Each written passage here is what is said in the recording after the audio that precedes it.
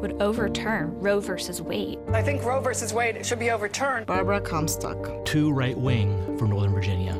Women Vote is responsible for the content of this ad.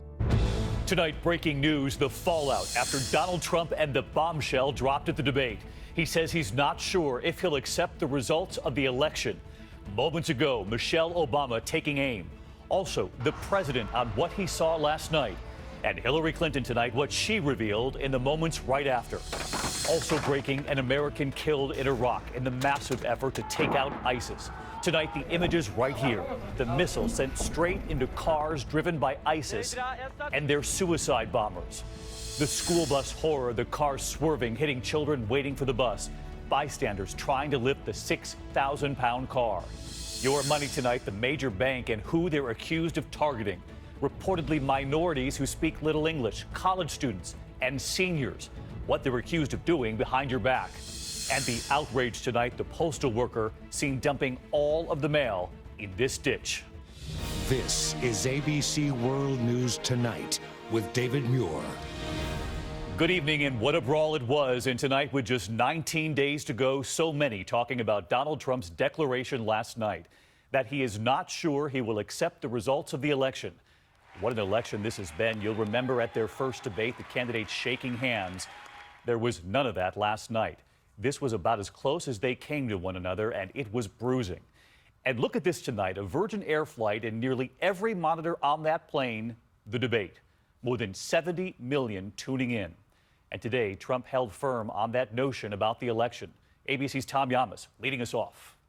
Today in Ohio, no apologies from Donald Trump after saying he will wait and see before accepting the results of the election. I will totally accept the results of this great and historic presidential election if I win.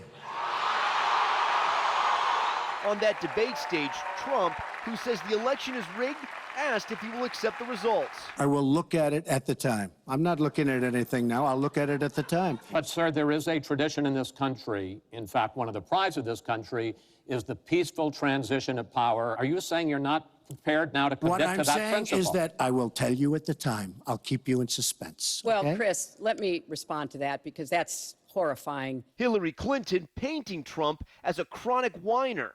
Every time Donald thinks things are not going in his direction, he claims whatever it is rigged against him. The FBI was rigged. The Republican primary was rigged. The court system and the federal judge is rigged against him. There was even a time when he didn't get an Emmy for his TV program 3 years in a row, and he started tweeting that the Emmys were rigged against him. Should have gotten it. This is a mindset. This is how Donald thinks. And it's funny, but it's also really troubling. Trump's comments, unprecedented in American politics, come as his poll numbers plummet. 9 women now accuse him of sexual misconduct. And today, a 10th woman coming forward. Trump denying it all. I didn't even apologize to my wife, who's sitting right here, because I didn't do anything. I didn't know any of these women. I didn't see these women. Clinton pointing out Trump defended himself in part by attacking the looks of his accusers. He said that he could not possibly have done those things to those women because they were not attractive enough for I did not them say to be that. assaulted. I did not say that. And he went on to say, look at her. I don't think so. Nobody has more respect for women than I do. Nobody. Nobody has more respect. Please, everybody. Still, Trump couldn't resist this dig. My Social Security payroll contribution will go up, as will Donald's, assuming he can't figure out how to get out of it. But what we want to do is to replenish the Social Security Trust Fund. It's one of 2 Trump lines sparking outrage. The other, this description of undocumented immigrants who commit crimes. But we have some bad hombres here, and we're going to get them out. Throughout the night, Trump there with his trademark interruptions. He has consistently denied what is Wrong. a very clear fact that Wrong. before the invasion, he supported it. Later, Clinton stealing the move. I mean, I sat in my apartment today on a very beautiful hotel down the street known as Trump. Made with Chinese steel. But I will tell you, I sat there. The debate ending like it started, with no handshake. Trump alone at his podium, tearing off his notes, stuffing them in his pocket, as Hillary Clinton walked away, shaking the moderator's hand, relief on her face. The debate's finally behind her. All right, well, at least the debates are behind us. Tom Yama's with us live tonight, and Tom, Donald Trump said he will accept the election results if he wins. He did go further today, saying he reserves the right to take action if he doesn't think the election is fair. He did, David. He says he'll accept a clear election result, but he reserves the right to contest or file a legal challenge on a questionable result. He finished the thought saying, bottom line, we're going to win so big. David? Tom Yamas leading us off tonight. Tom, our thanks to you as always. And now to Hillary Clinton tonight. Moments ago, perhaps her most powerful advocate, First Lady Michelle Obama, taking the stage and reacting to Trump's words over whether this election will be legitimate. And the president, too, on what he saw last night. It was their own 1-2 punch as they try to help Clinton on this day after. Here's ABC's Cecilia Vega.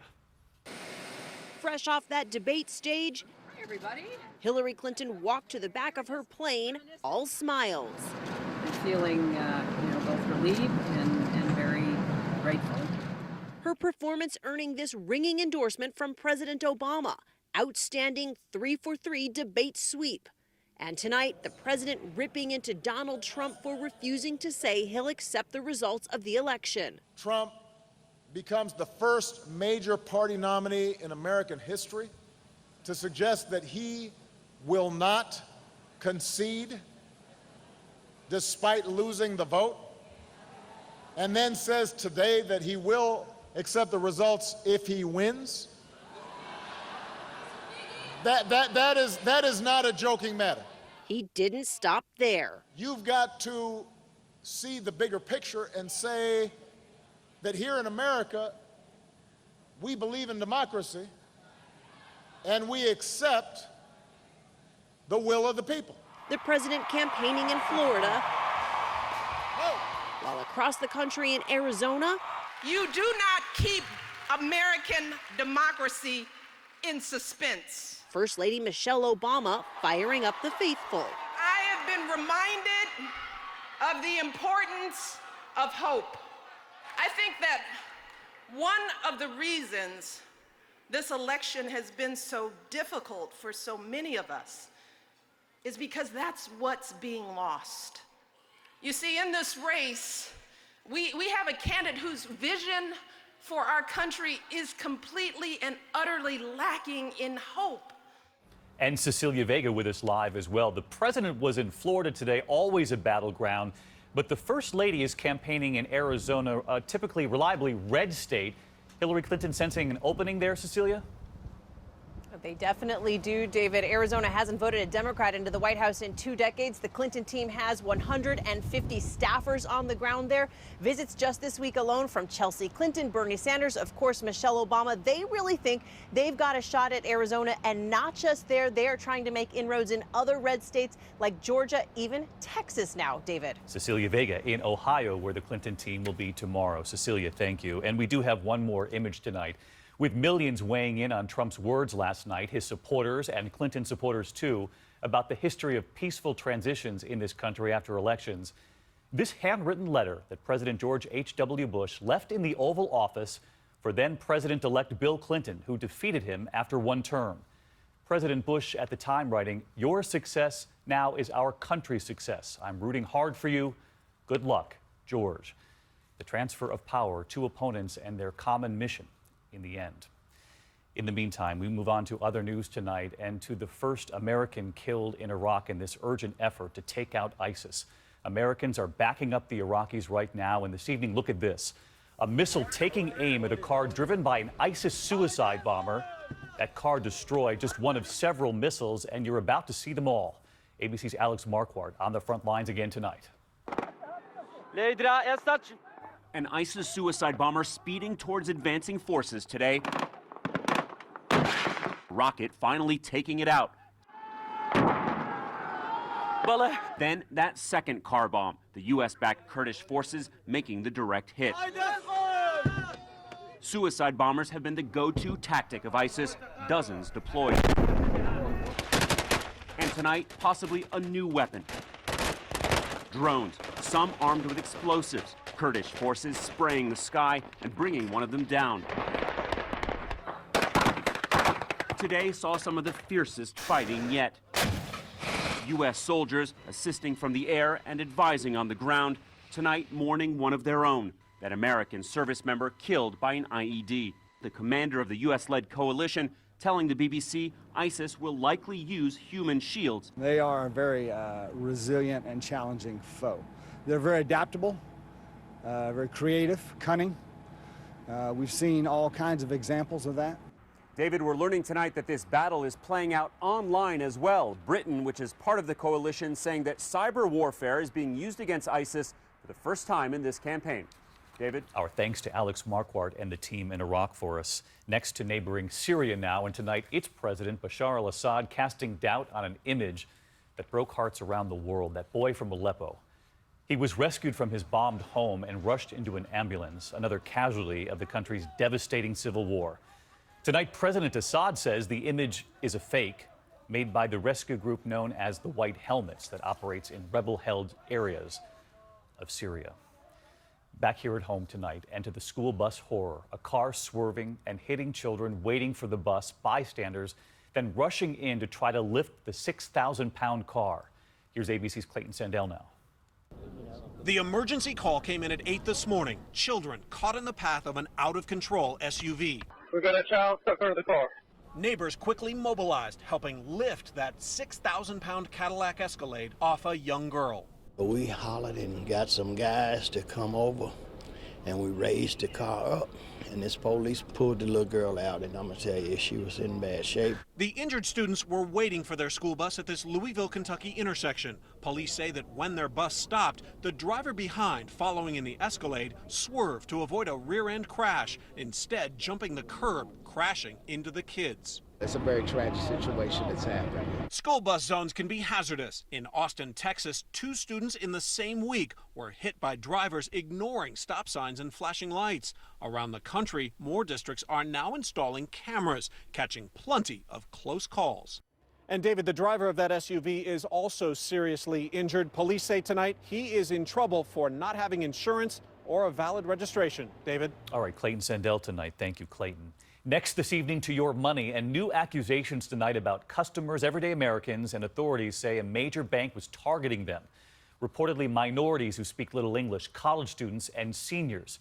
What is the bank accused of doing behind your back? Here's ABC's Lindsay Davis tonight, tracking your money. The criminal investigation against Wells Fargo, filed in California, comes in the wake of accusations that employees were pressured to sign up roughly 2 million customers for programs without their knowledge. Former employees are now speaking out, telling the New York Times they were encouraged to prey on people who spoke little English, college students, and the elderly. Kevin Pham left the company in 2010, saying it was like lions hunting zebras. You had to open 10 accounts every single day. Last month, former CEO John Stumpf was chastised on Capitol Hill. Senator Elizabeth Warren accused him of gutless leadership. You should resign. This just isn't right. Since then, the bank has hired a new CEO, paid customers back $2.6 million, was ordered to pay $190 million in fines, and says it has ended all product sales goals.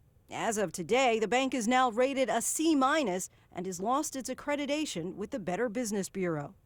In a statement tonight to ABC News, Wells Fargo said the bank's #1 priority is to make things right with its customers and restore public trust. David? Lindsay Davis with us again tonight. Lindsay, thanks to you.